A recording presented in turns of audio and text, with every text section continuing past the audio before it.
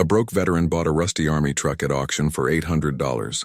Inside the fuel tank, he found something that would expose a 40-year military conspiracy and put his family in mortal danger.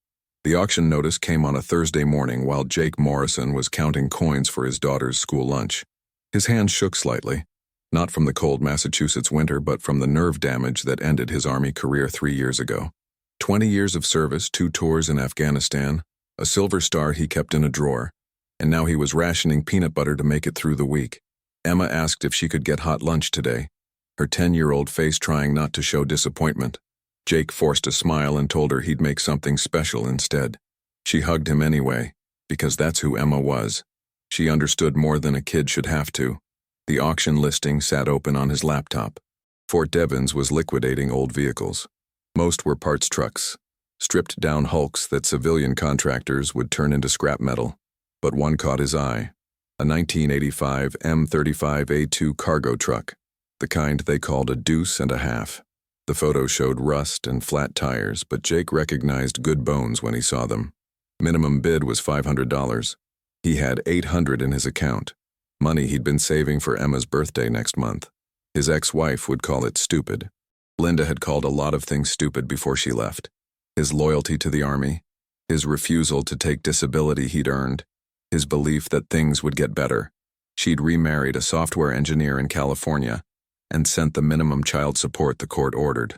Nothing more. Jake placed a bid, $800, everything he had. That Saturday, he borrowed his neighbor's truck and drove to Fort Devens. The auction lot looked like a military graveyard. Humvees with blown engines, trailers with broken axles, and in the back corner his truck. It looked worse in person. The canvas cover was rotting away, tires were completely flat, and rust had eaten through the bed in several places. Other bidders walked past it without a second glance. The auctioneer was a retired sergeant with a belly that spoke of too many years away from PT. He barely glanced at the cargo truck when Jake's lot came up. Going once for $800 to the gentleman in the Bruins cap. Going twice, sold. The whole thing took 30 seconds. Jake signed the paperwork with hands that wouldn't stop trembling. The sergeant looked at him with something like pity.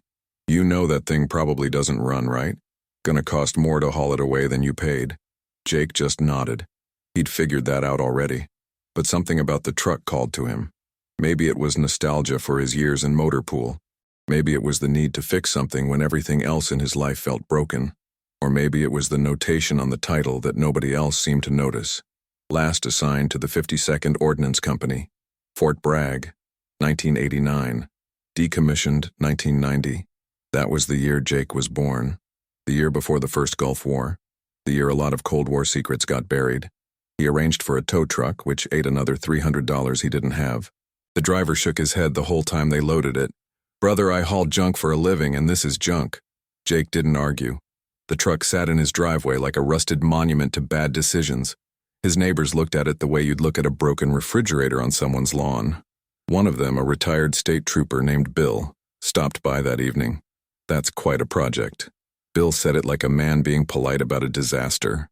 Jake was underneath checking the frame, which was surprisingly solid despite the surface rust. His neighbor continued talking. "You know Debbie and I worry about you. About Emma. If you need help." Jake slid out from under the truck, wiping grease on his jeans. "I'm good, Bill. Just need to keep busy." Bill nodded slowly, the way people do when they don't believe you but don't want to push.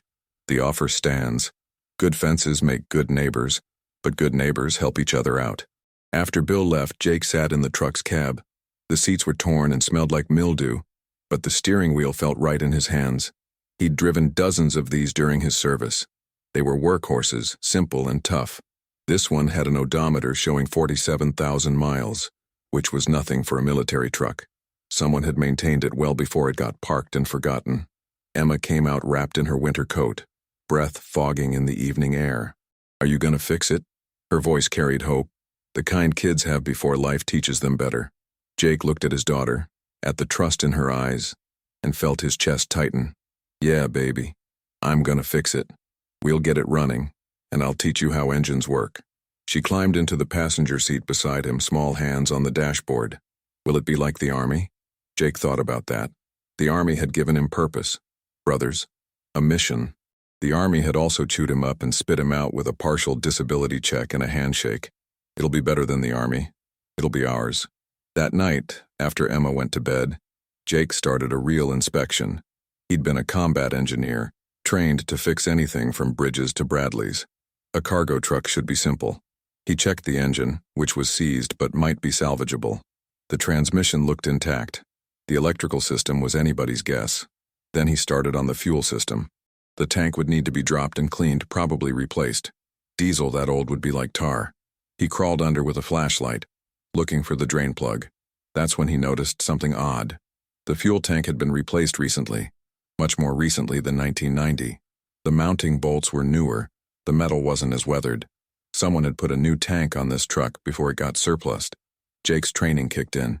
In the Army, you learned to notice things that didn't fit. Anomalies got you killed or saved your life, depending on how you handled them. He positioned his drain pan and opened the plug.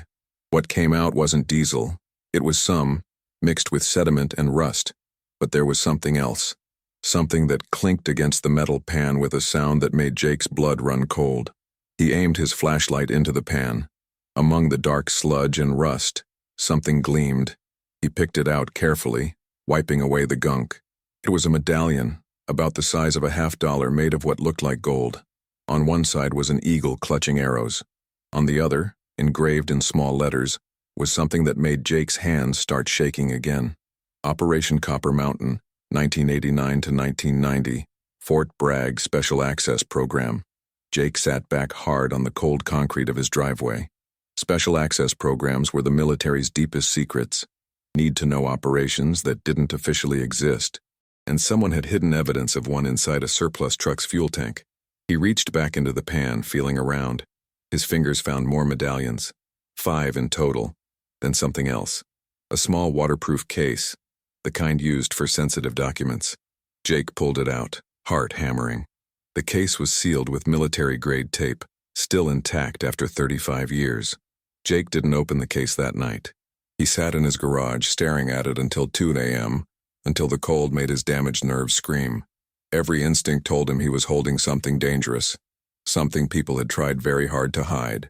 He wrapped the case and medallions in an old towel and hid them in his toolbox, under the false bottom where he kept his discharge papers and Emma's birth certificate, things worth protecting. Sleep didn't come easy. When it did, Jake dreamed of Afghanistan, of convoys and IEDs and the moment his Humvee hit a pressure plate and the world turned to fire. He woke at 0500, like he had for 20 years, covered in sweat despite the winter chill. Emma was still asleep. He made coffee and sat at his kitchen table, looking at his phone. He could call someone, his old CO maybe, or the MPs at Devon's, tell them what he'd found and let it be their problem. But Jake had learned something in 20 years of service. The Army took care of its own until it didn't. And secrets like this, secrets someone had hidden and then tried to erase by surplusing the truck, those secrets had a body count. His hands shook as he drank his coffee. Not from nerve damage this time. That morning, after he dropped Emma at school, Jake drove to the library. He needed information, and he needed it somewhere that wasn't his home computer. The reference librarian, a woman in her 60s named Helen, greeted him with the warmth she showed all the regulars. Jake had been coming here for months, using their computers to job hunt. Today he had a different search in mind. Operation Copper Mountain brought up nothing. No official records, no Wikipedia entry, nothing. That wasn't surprising. Special access programs stayed classified for decades. But Jake had learned creative searching in the Army. He tried different combinations.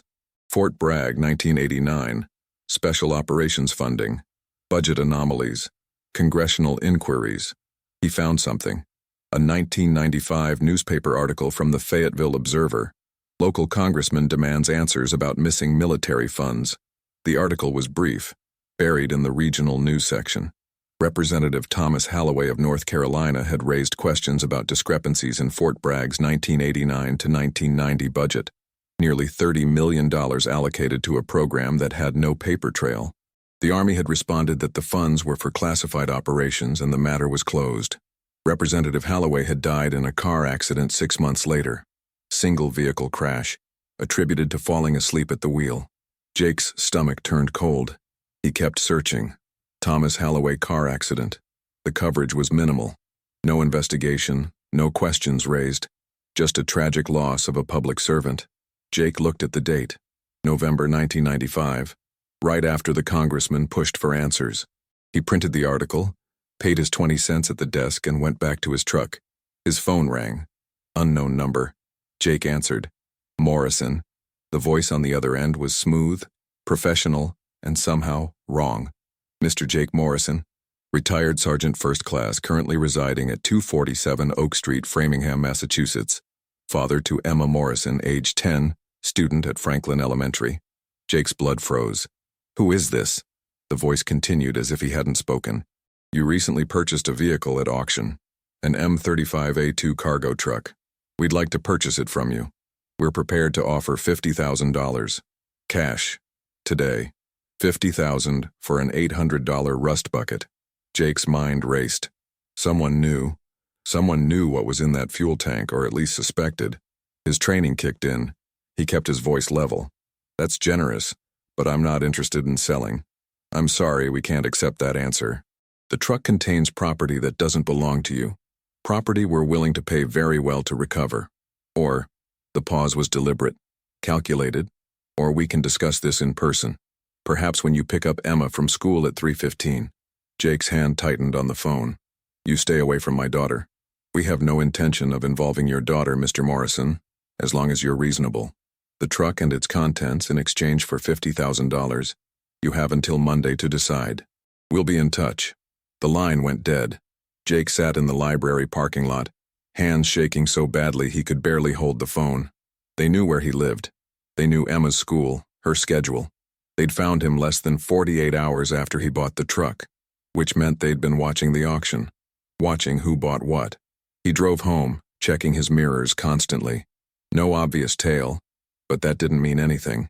At his house, he backed his neighbor's borrowed truck up to the cargo truck and started loading tools. Bill came out, coffee in hand. Starting the restoration? Not exactly. Jake's mind was racing. Bill, I need a favor. A big one. Bill's retired cop instincts seemed to kick in. He set down his coffee. What kind of trouble are you in, Jake? The kind I don't understand yet. But I need to move this truck somewhere safe. Somewhere not here, not near Emma. Bill studied him for a long moment. My brother-in-law has a farm in Vermont. 40 acres, old barn. He's in Florida until April. Jake felt something loosen in his chest. That would work. Can you help me tow it? They spent the afternoon getting the cargo truck roadworthy enough to tow. Jake worked with one eye on the street, watching for cars that slowed down or passed too many times. Bill asked questions Jake couldn't answer. By 1500, they had the truck hooked up. Jake picked up Emma from school, watching every car in the parking lot. She chattered about her day, about a science project on volcanoes, about her friend Madison's upcoming birthday party. Can I go to Madison's party? It's at that place with the trampolines. Jake looked at his daughter in the rearview mirror, at her hopeful face, and felt rage building in his chest. Rage at whoever had just threatened her. Rage at himself for buying that damn truck. Of course, baby. We'll get you a present for her this weekend. That evening, Jake loaded Emma into Bill's truck and they caravanned to Vermont. 3 hours north, into country that got more isolated with each passing mile. Bill's brother-in-law's farm was perfect, remote, gated, and most importantly, far from Framingham. They put the cargo truck in the barn and covered it with old tarps. Bill's wife Debbie had packed sandwiches. They ate while Emma explored the property, delighted by the snow and space. Bill waited until Emma was out of earshot. You gonna tell me what this is about? Jake wanted to. Bill was good people, former law enforcement, someone who might understand. But he thought about Representative Halloway, about threats made against a 10-year-old girl. The less Bill knew, the safer he was. Just need some time to work on it. Away from prying eyes. Some of my old Army buddies might want to buy it, and I don't want them bothering me at home. Bill didn't look convinced. You know where I am if you need me. They drove back to Massachusetts in silence. Jake tucked Emma into bed and sat in his kitchen with the waterproof case he'd hidden in his jacket. His hands trembled as he broke the seal. Inside were documents. 35-year-old papers, surprisingly well preserved. The top sheet made his mouth go dry. Operation Copper Mountain. Classification level. Special access required. Purpose was to test new armor specifications. Authorized personnel only. Jake flipped through the pages. Technical specifications, test results, material sourcing. It looked legitimate, like a normal military R&D program. Then he reached the end. A page that didn't match the others, added later, different paper stock. A handwritten note dated March 1990. The copper wasn't copper. The mountain wasn't a mountain. We were testing on civilians. God forgive us. Signed with initials MJR. Jake read it 3 times. Testing on civilians. He thought about the $30 million. About armor specifications that weren't specifications. About a congressman who'd asked questions and died in a convenient accident.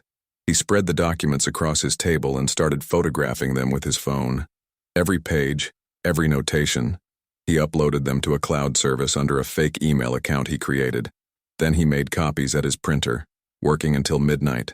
His phone buzzed. Text from an unknown number. Have you reconsidered our offer?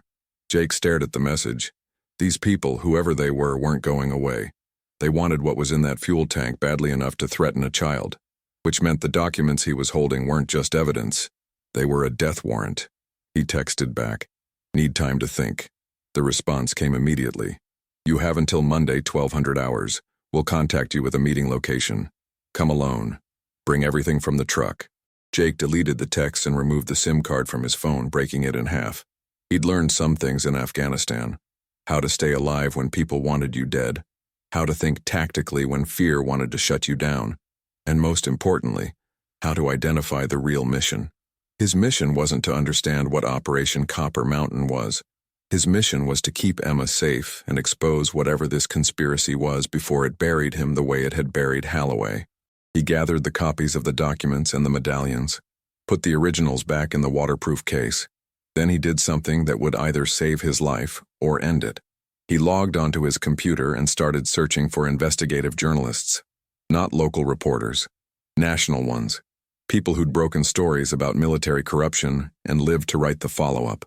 He found 3 names, made note of their contact information. Sunday morning came too fast. Jake made pancakes for Emma, a weekend tradition he'd maintained through every hardship because some things mattered more than money. She ate them with syrup-sticky fingers while watching cartoons, innocent and unaware that her father was planning something that might get them both killed. After breakfast, he told her they were going on an adventure. Emma's eyes lit up. The trampoline place? Soon, baby. Today we're visiting your Aunt Carol. Carol wasn't really Emma's aunt. She was Jake's battle buddy from his first deployment, one of 3 people from his unit he still trusted. She'd left the Army after her contract, and now worked as a nurse in Portland, Maine, 3 hours north of Framingham, far enough to be safe. Jake had called her last night. Hadn't explained everything just enough. Carol had understood in the way only soldiers understand. Come now. Stay as long as you need. They packed bags while Jake's mind calculated escape routes and contingencies. He left a note for Bill, vague and apologetic. Family emergency. Back in a few days. The truck's in Vermont. Keys under the workbench. Thanks for everything. He knew Bill would worry. Knew Bill might call. But Bill was retired law enforcement, and people who threatened children didn't hesitate to go through cops who asked questions. The drive to Portland was tense. Jake checked mirrors constantly, varied his speed, took random exits, and got back on.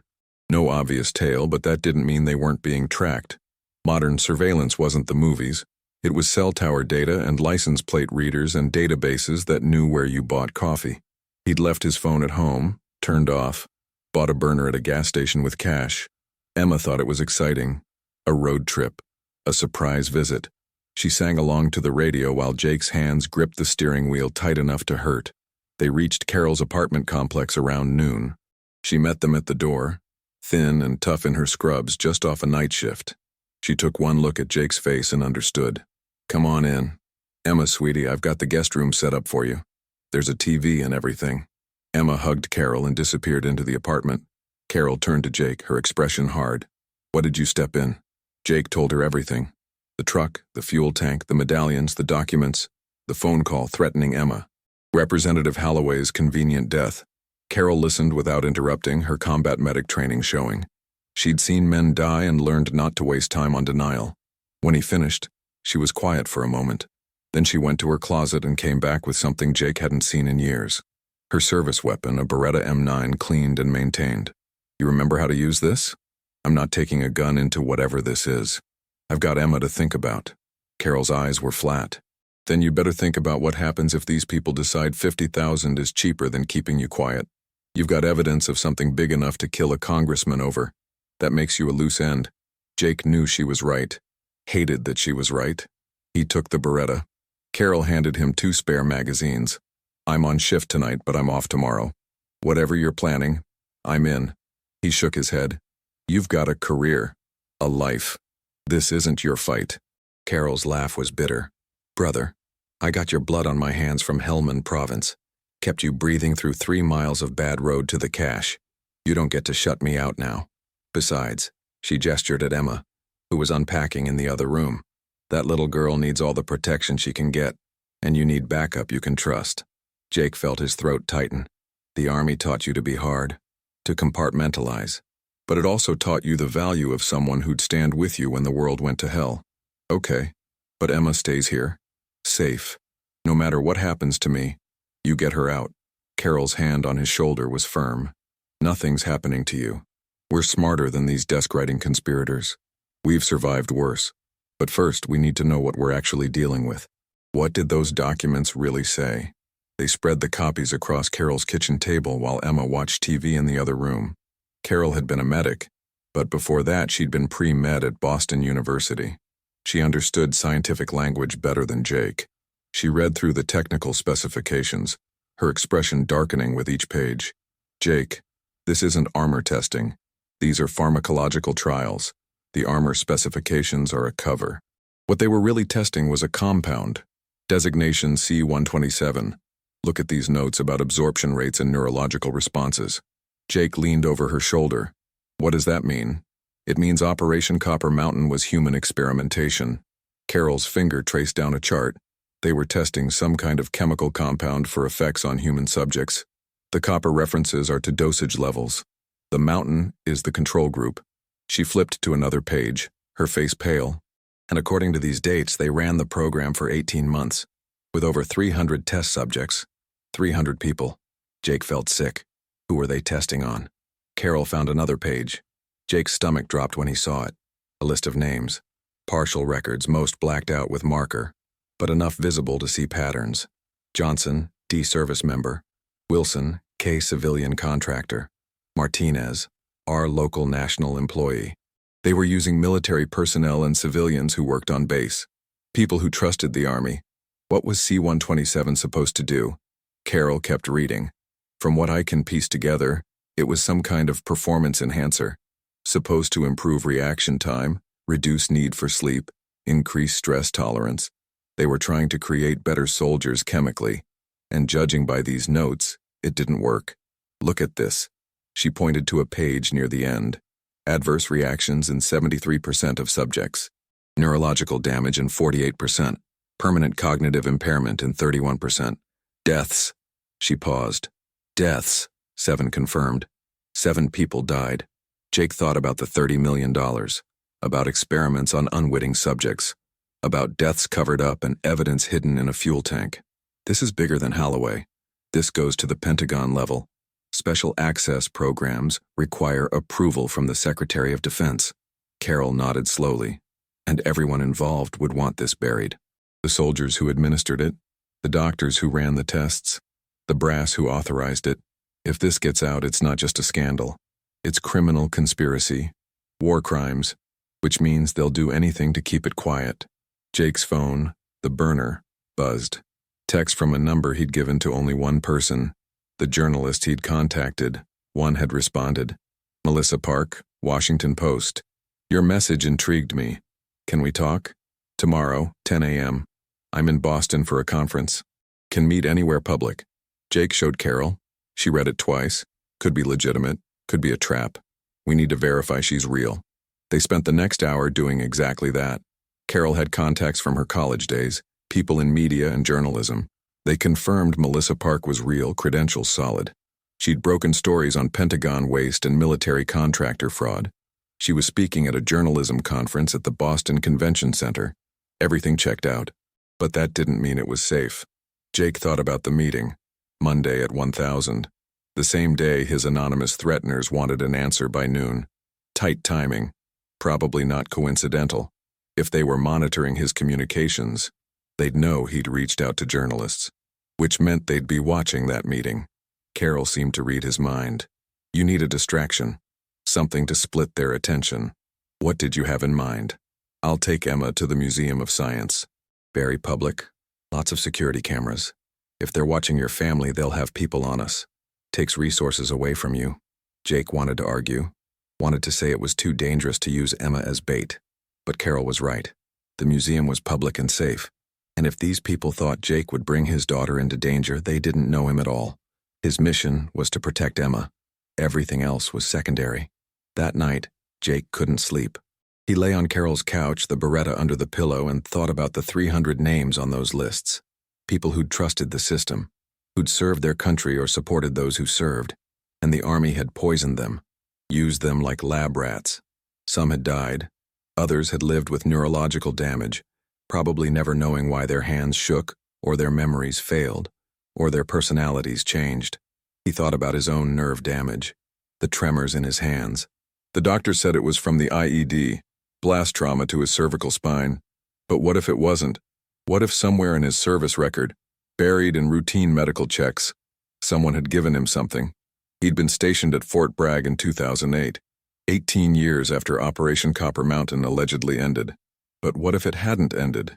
What if they'd just gotten better at hiding it? Monday morning came cold and clear. Jake drove south toward Boston, alone. Emma and Carol would take the T to the museum. Public transportation, anonymous. They'd said goodbye at the apartment.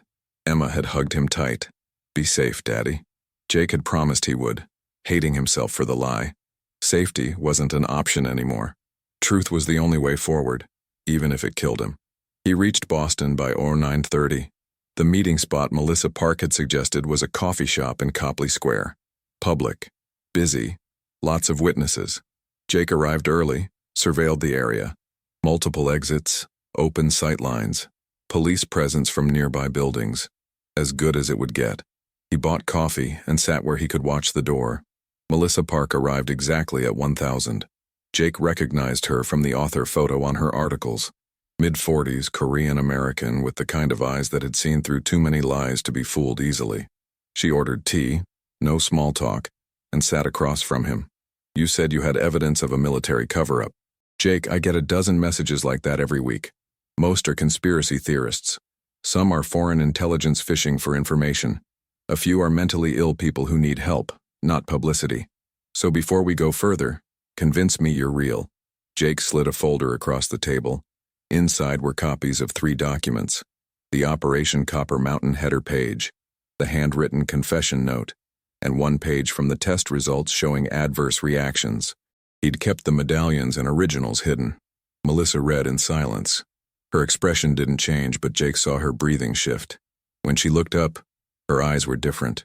Where did you get these? Inside a surplus military truck I bought at auction. Hidden in the fuel tank. There's more. A lot more. Melissa's hand went to the documents like she was afraid they'd disappear. These would be the biggest story of my career, if they're real. How do I know they're not fabricated? Jake had expected this. He pulled out his phone, showed her the photos of the medallions. 5 identical pieces, stamped with Operation Copper Mountain. I've got these in a safe location. I've also got evidence that Representative Thomas Holloway was investigating this program when he died in 1995. Conveniently killed in a car accident 6 months after raising questions. Melissa's fingers drummed on the table. Holloway. I remember that story. I was just starting out then. The official investigation found nothing suspicious, but the timing always bothered people. She looked at Jake carefully.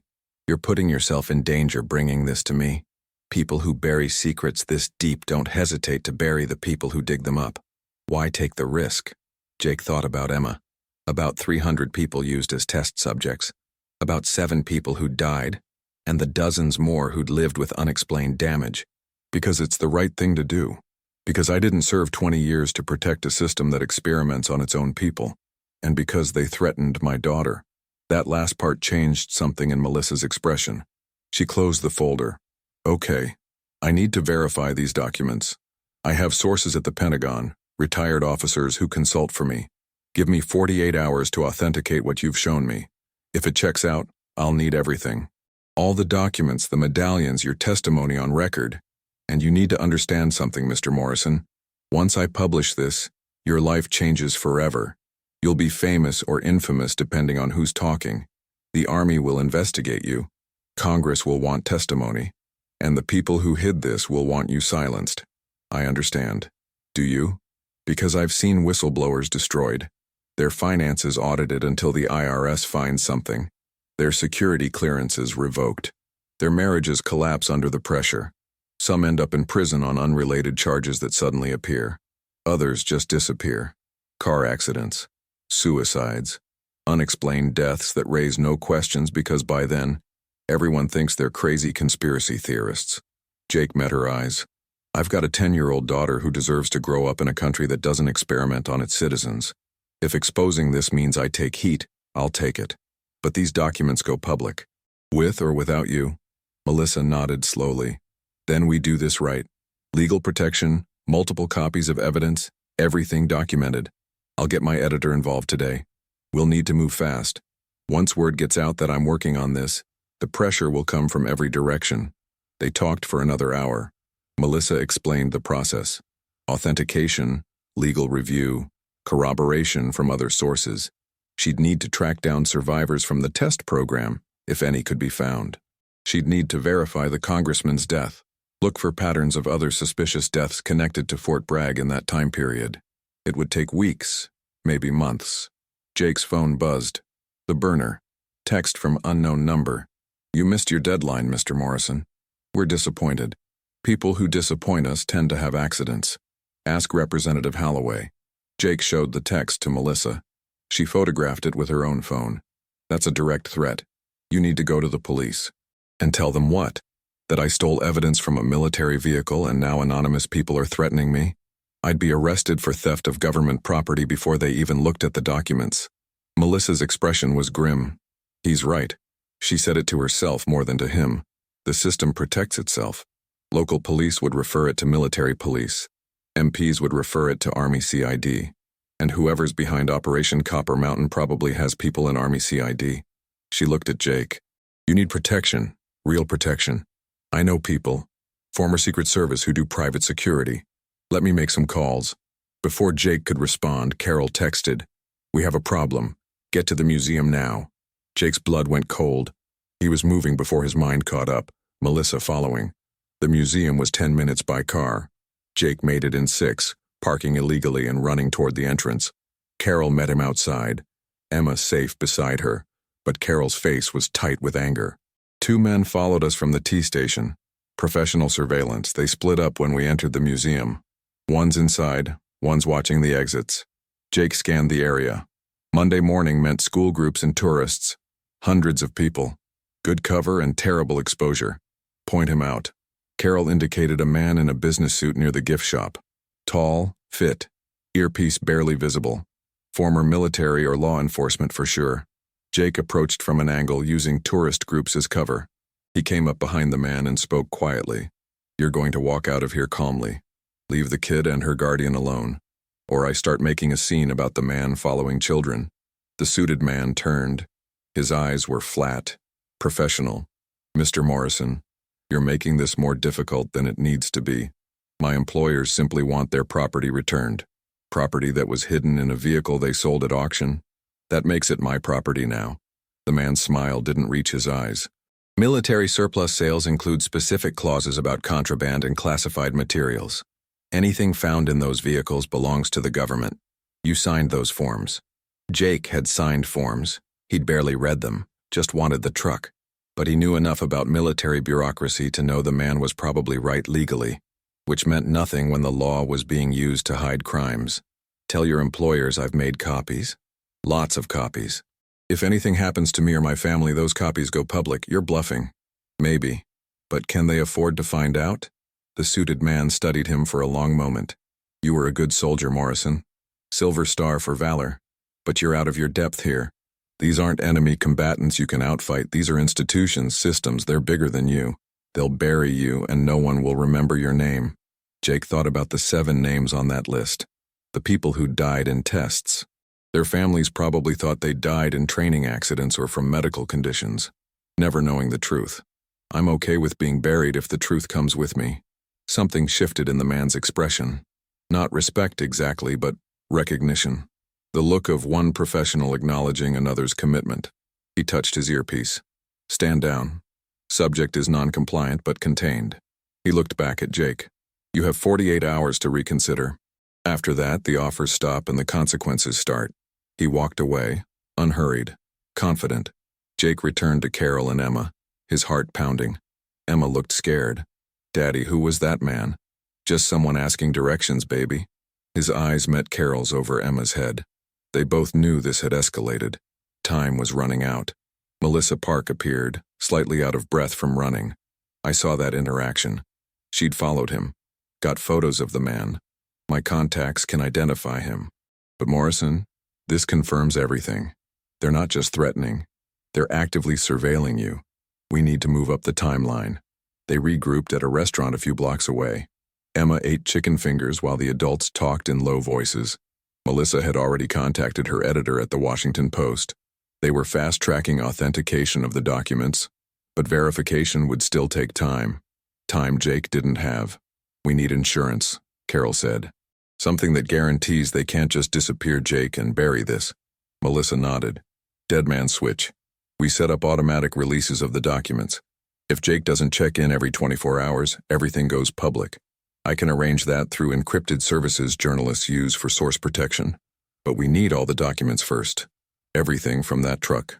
Jake thought about the barn in Vermont, about the waterproof case still hidden in his toolbox, about the medallions that proved this wasn't just paperwork, but a real operation with physical evidence. I can get them tonight, but I'll need help. I can't risk leading anyone to that location. Carol spoke up. I've got tomorrow off. We take separate routes. I'll drive Emma to my mother's in New Hampshire. Jake goes to Vermont. We meet back here Wednesday morning with everything. Melissa, you use that time to prepare your story. Get it ready to publish the moment we hand over the evidence. It was a good plan. Simple, which meant fewer points of failure. But Jake knew from experience that no plan survived first contact. The suited man's employers wouldn't wait patiently while Jake maneuvered. They'd be planning too, probably already tracking his movements. The burner phone was supposed to be secure, but Jake had learned in Afghanistan that determined enemies always found ways through your defenses. They split up after lunch. Carol took Emma and headed north toward New Hampshire. Jake watched them go, his daughter's small hand waving through the back window. If something went wrong, if this plan failed, that might be the last time he saw her.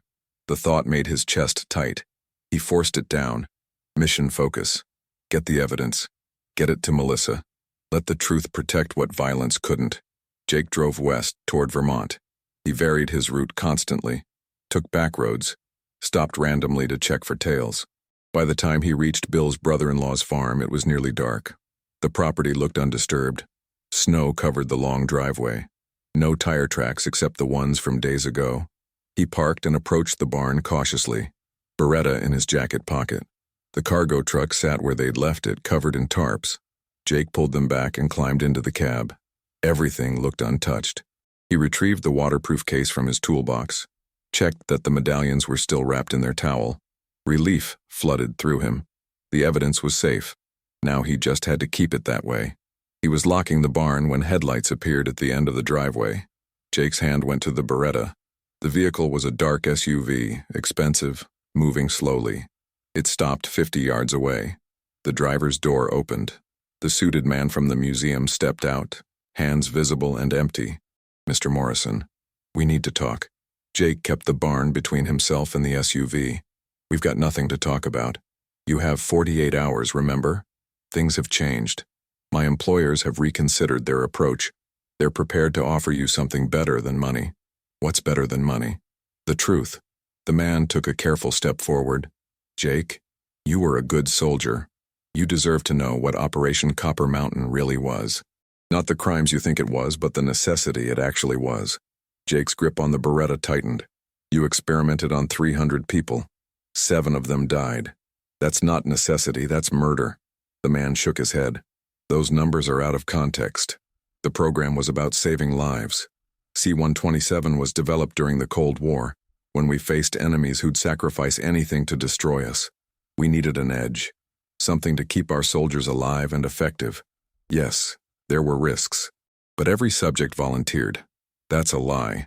The documents show you used service members and civilians without informed consent. Another step closer. The documents show what a whistleblower wanted them to show. Someone who didn't understand the bigger picture. Jake, we were at war. Not the kind with front lines, but the kind where one mistake could end civilization.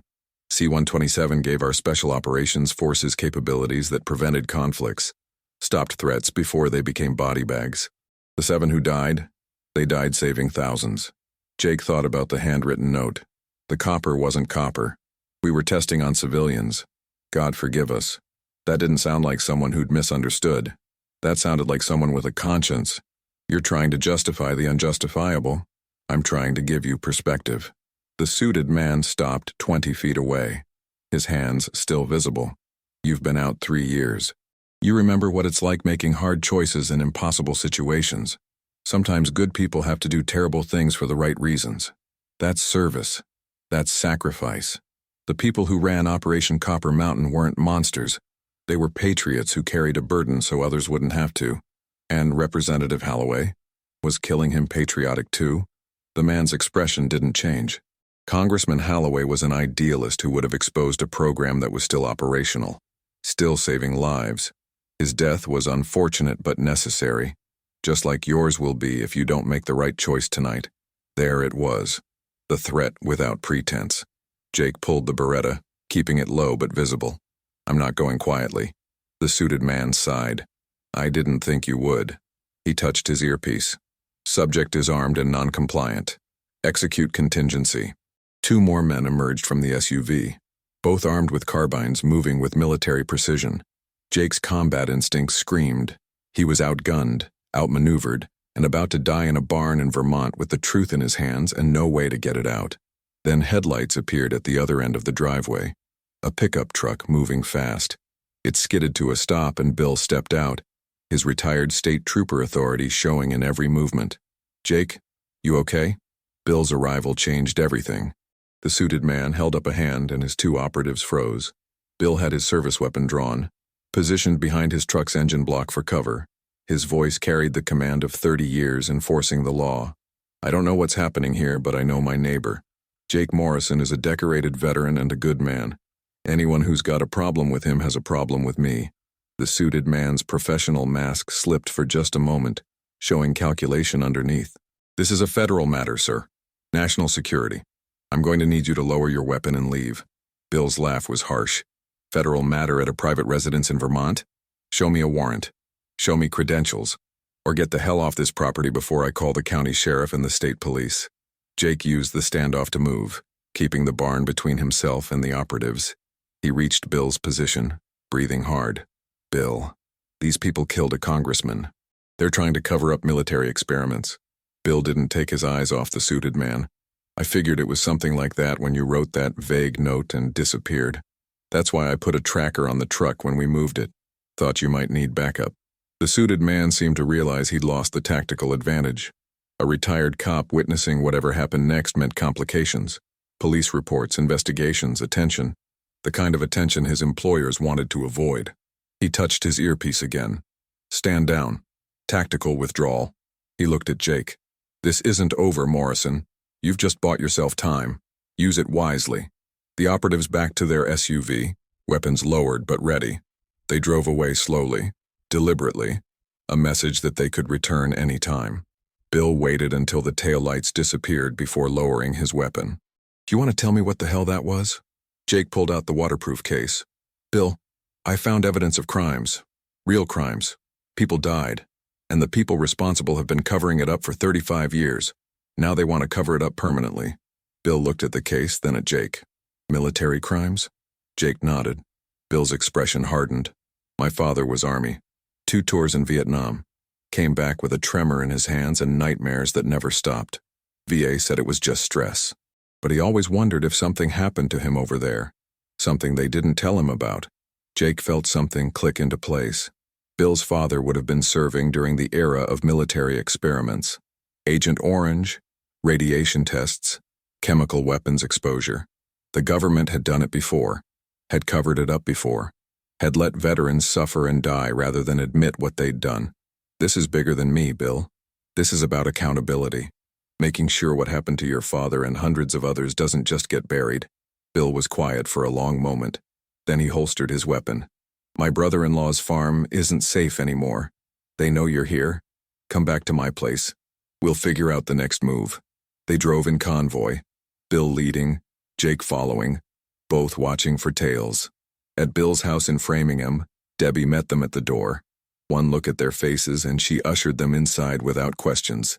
Bill's wife had been married to a cop long enough to recognize crisis. Jake called Carol from Bill's landline. She and Emma were safe at Carol's mother's house in New Hampshire. Carol listened to his account of the confrontation. You can't stay in Massachusetts, Jake. They'll come at you harder now. I know, but I need to get this evidence to Melissa Park first. Make sure it goes public before they can stop it. Carol was silent for a moment. Then bring it here. New Hampshire's far enough to buy time. We'll meet Melissa somewhere public. Hand everything over at once. Let her run the story while you and Emma disappear for a while. Jake felt the weight of those words. Disappear. Give up his home, his life, everything familiar. But what was familiar worth if Emma wasn't safe? Okay. Tomorrow morning. I'll bring everything. That night, Bill sat with Jake at his kitchen table. Between them were the documents, spread out like accusations. Bill read through them slowly, his cop's eye catching details. These test subjects, he said, pointing at the redacted names. Some of these dates overlap with my father's service at Fort Bragg. He was stationed there in 1989, working in logistics. What if he was one of them? Do you remember him having any unexplained medical issues? The tremor started in '90, right after he got back from Bragg. He was only 42 years old. Doctors ran every test. Found nothing. Said it was psychological. But it got worse over the years. By the time he died, he couldn't hold a coffee cup. Bill's voice was tight with old pain. And the whole time, the VA treated him like he was making it up, like it was his fault for not handling stress better. Jake thought about his own tremor, about 300 test subjects and the 7 who'd died, about all the others who'd lived but suffered, the ripple effects through families, through generations. This is why it has to come out, Bill. For your father. For all of them. Bill nodded slowly. Then let's make sure it does. Morning came cold and clear. Jake packed everything carefully. Documents, medallions, photographs.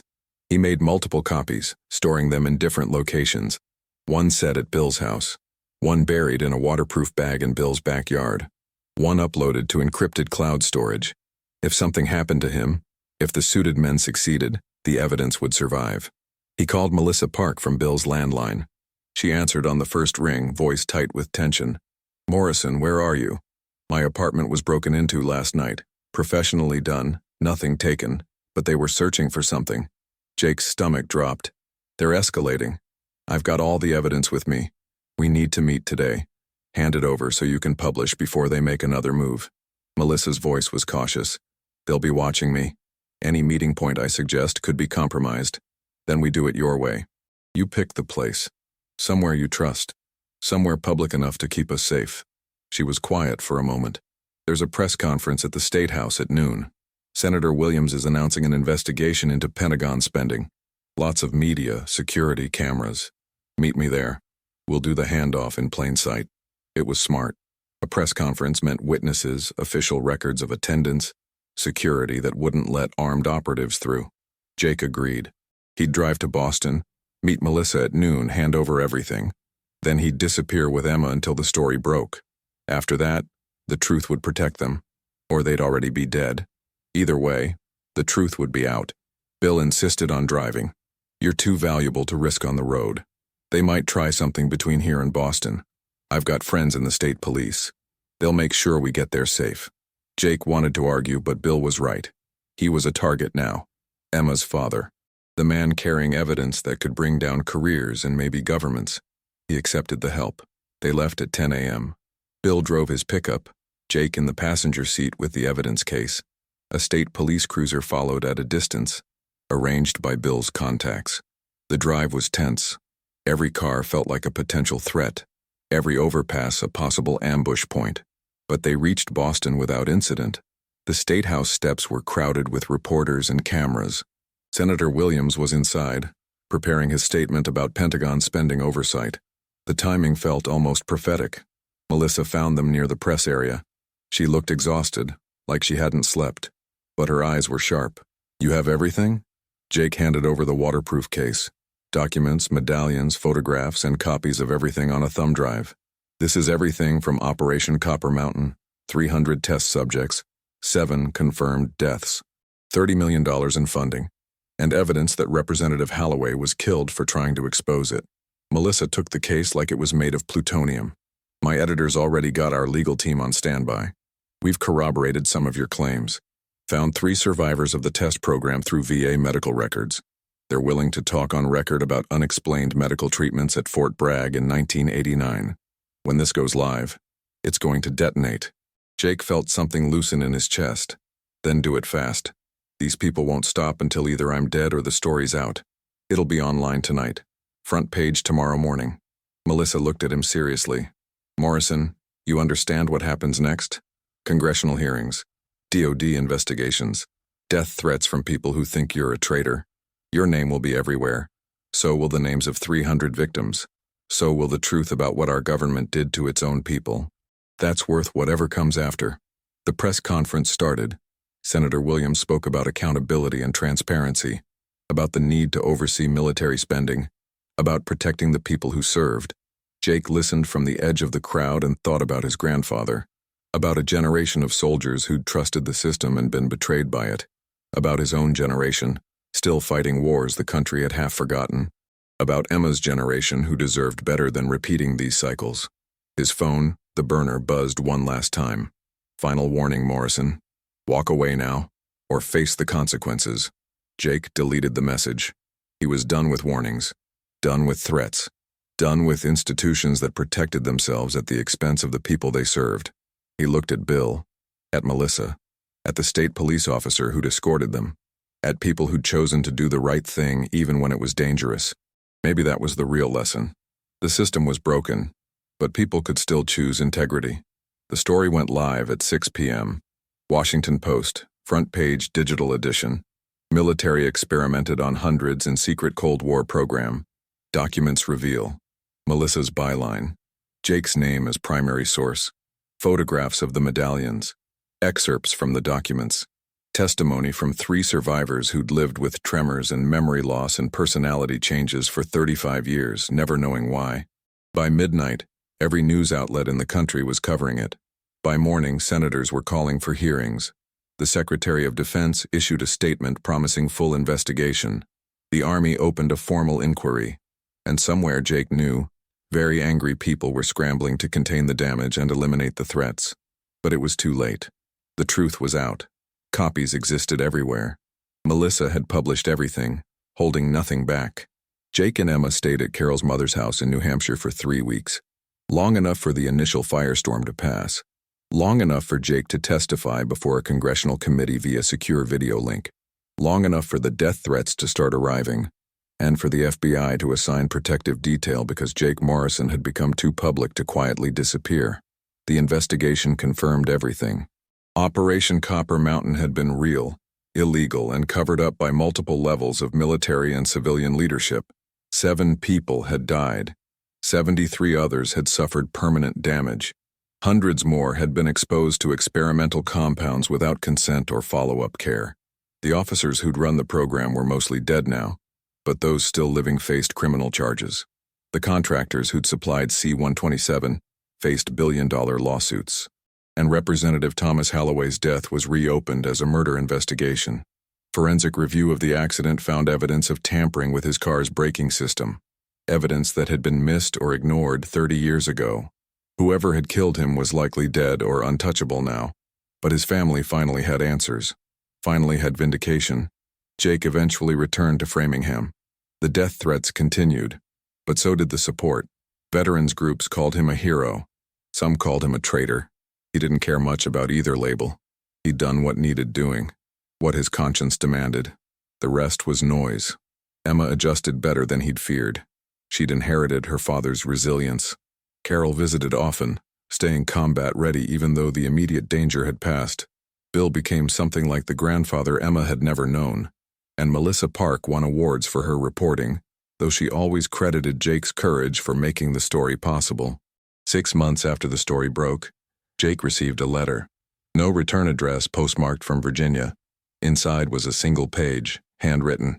Mr. Morrison, you don't know me, but my father was Captain Michael J. Reynolds, one of the officers who ran Operation Copper Mountain.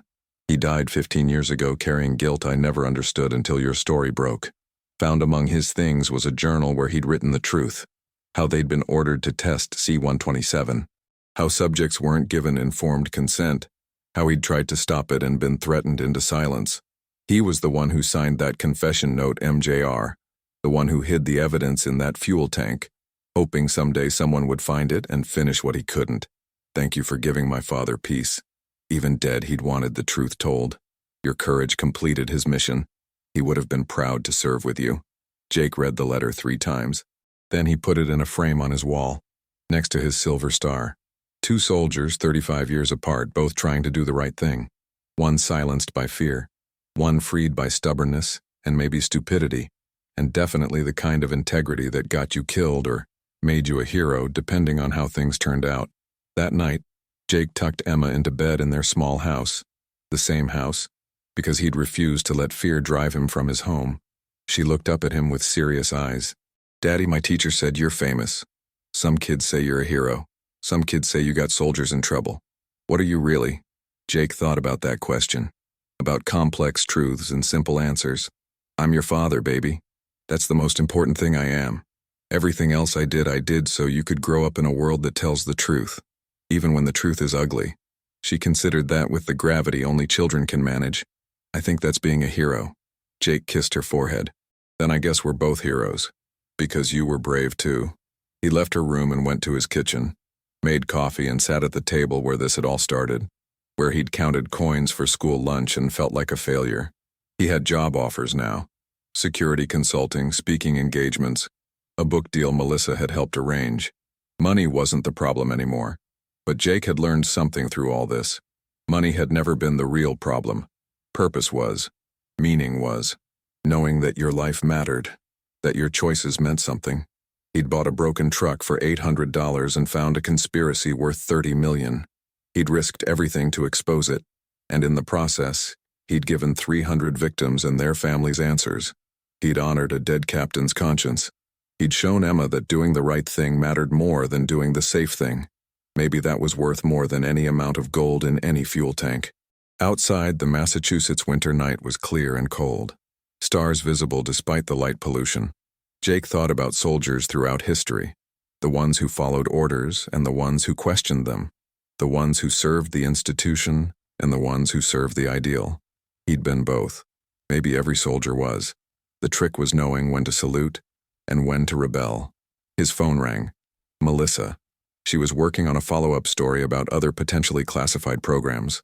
Had Jake heard anything about Operation Indigo Thunder? He hadn't, but he listened as she explained her leads, her sources, her suspicions, and he felt something familiar stirring, the sense of mission, of purpose, of unfinished business. Some soldiers never really leave the service, they just find new battles to fight, new truths to expose, new lines to hold against the darkness. Jake Morrison had bought a surplus truck and found a conspiracy, but what he'd really found was himself, the kind of man he wanted to be, the kind of father Emma deserved, the kind of veteran who honored his oath by holding the powerful accountable. They'd laughed when the broke veteran bought an old army truck, laughed at the rust bucket, at the fool who'd waste his last dollars on military surplus. But Jake had the last laugh, because inside that truck was evidence of crimes, and inside Jake Morrison was something those suited men and their employers had forgotten existed: integrity, courage, and the stubborn refusal to let the powerful bury the truth. He'd shocked the army, shocked the nation, shocked everyone who'd underestimated the determination of one man who'd decided enough was enough. And in doing so, he'd proven something important, that ordinary people could hold institutions accountable, that truth mattered more than power, that sometimes, just sometimes, David could beat Goliath, not with a sling and stone, but with evidence and courage and the willingness to risk everything for what was right. The cargo truck was long gone now, seized as evidence, probably destroyed, but its legacy remained. In congressional hearings and criminal trials, in policy changes and veteran support programs, in 300 families who finally had answers, and in one small house in Framingham, where a father and daughter slept safely because the truth, finally, had set them free.